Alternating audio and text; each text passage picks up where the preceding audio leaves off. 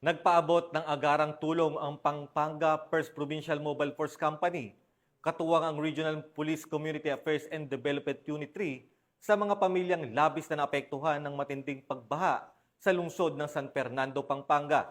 Nakibalita dyan si Police Corporal Giselle Rivera.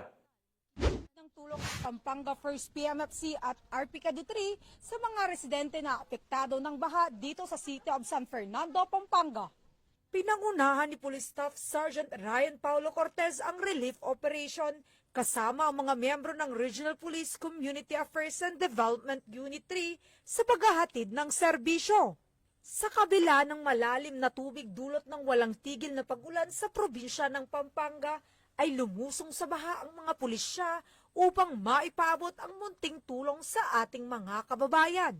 Namahagi ang mga otoridad ng mga kilong bigas, dilatang pagkain at mga gamot laban sa leptospirosis bilang pananggalang sa mga sakit na posibleng makuha sa maruming tubig. Labis ang kagalakan ng mga residente sa natanggap nilang tulong at malasakit na ipinakita ng ating mga kapulisan. Grabe po ang tuwa ko dahil hindi na po ako ngayon barangay official pero ini-involve pa rin ako ni Sir Ryan sa ganitong gawain pang komunidad para sa ating mga tao. Maraming salamat po.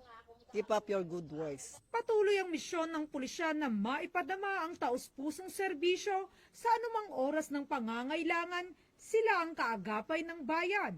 Sa gitna ng anumang kalamidad na nanatiling sandigan ang ating kapulisan sa pagtiyak ng kapakanan at kaligtasan ng ating mamamayan.